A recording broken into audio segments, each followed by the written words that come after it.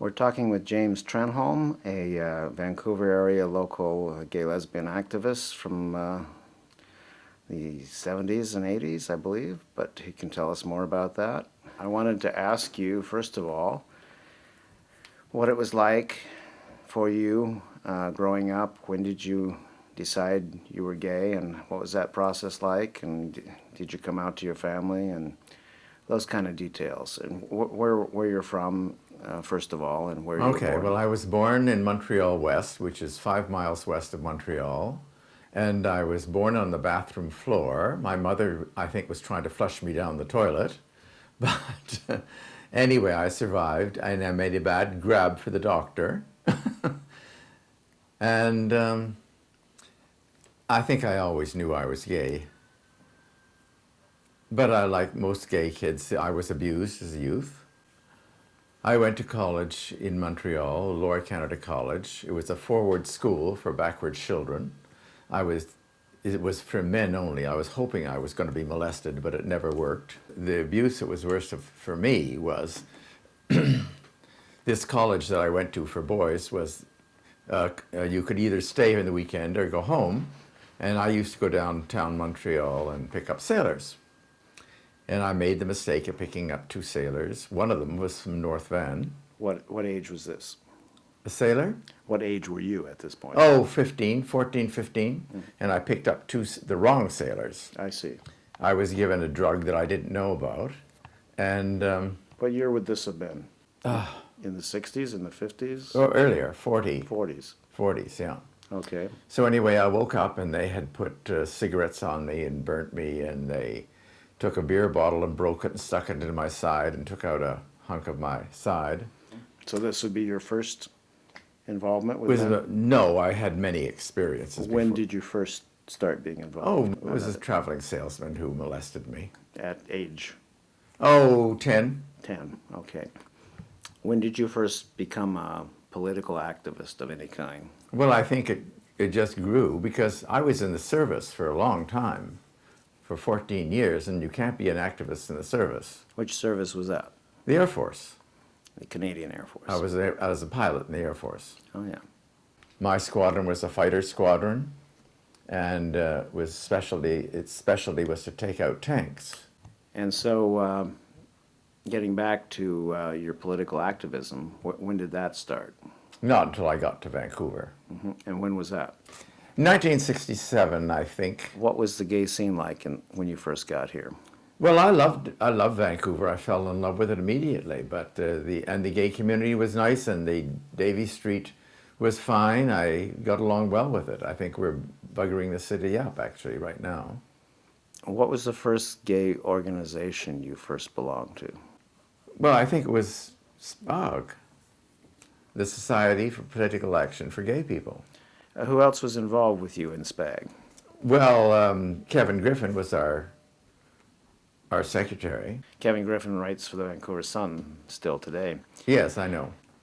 Vancouver at that time had a number of small organizations. Rob Joyce had his little group, you know, the GATE, a Gay Alliance Towards Equality. Which was actually started by Maurice Flood, I believe. Yeah, I think so. But Yeah. Rob Joyce was very active and we were more political. Electro-political. Yes, that's oriented. right. We Yes.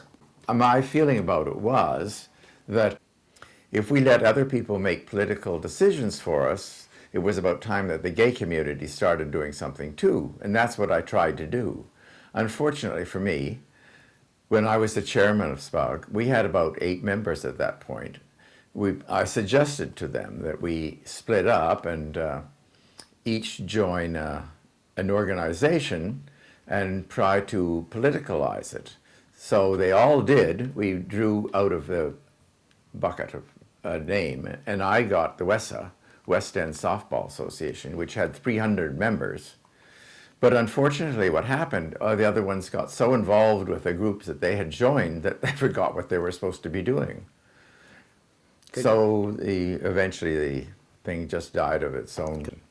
Could you tell me a few more of the people who were actually involved in S.P.A.G. You said about 8 people. I know that Vince Manis was one of them. Vince Mattis was very involved, and the fellow who committed suicide, Greg Cutts. Greg Cutts, was very influential. Mm-hmm. He was very good. He was a very good speaker, and he was able to handle people well. And I really miss him still. I do too. And S.P.A.G. was involved in putting on or running, I believe, several West End all candidates. All meetings. candidates. That was our idea. Our idea was to do that. And then what happened was we also got involved with the police liaison. There's a little story I can tell you about that. Was we had a meeting and the deputy chief of police was there. His name was Hank Starrick. Do you remember him? No. What a wonderful man he was. Anyway, he was being promoted. He was retiring, that's what he... So he said, this is... You know how shy I am talking to people. And so he said, this is the last time I'll be at a meeting. And I said, you know what happens? I said, we just get you guys halfway civilized, and then you leave and we got to start over with some other asshole. And he got up from behind his desk, and he came around the desk. I'll never forget it, because he was 6'4", I think. And I thought he was going to I thought my lights were going to go out. But instead of that, he put his hand out and he said, Mr. Trenholme, he said, I've learned a lot from you. And he said, I've changed my mind about a lot of things. He said, if I can help you in any way, I will. And he did. That's how we got the police thing in the West End, you know, the office that opened for the police. The neighborhood office? Yeah, the neighborhood office. Yeah.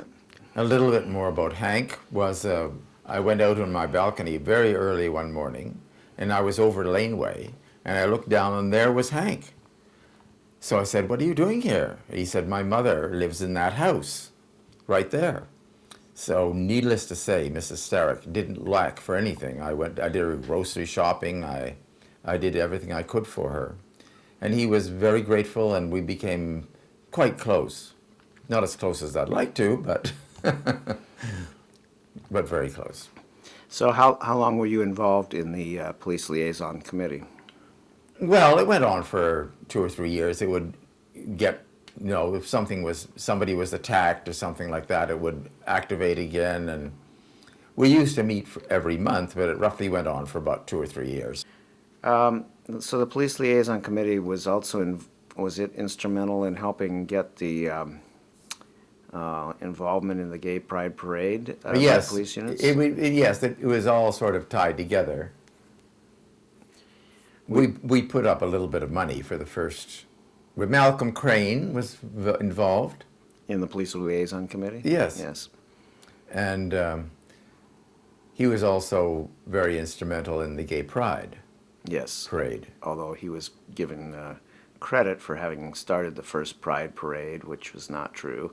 I don't think it was. The first Pride Parade actually took place in 1981, and it was It was organized by a combination of both the community center and the local businesses and the. Yeah, I was working at Buddy's at that time, and Buddy's put up a truck, which we decorated. And actually, Malcolm Crane didn't get involved until the 1984 one, which would be the third. Well, there you are. 2, 3, my fourth memory one. is. But for some It's reason, like my virginity, it's gone. do you remember that year when we had an election, and all the federal candidates were marching in the parade for the first time ever? And Yes, I do. We got down to the park, and Malcolm said, "We're not going to let them talk." I No. was out there in the crowd. I'm one of the people who also worked to try to get politicians to pay attention to us in my own way. And it was very frustrating to have him Well, of course.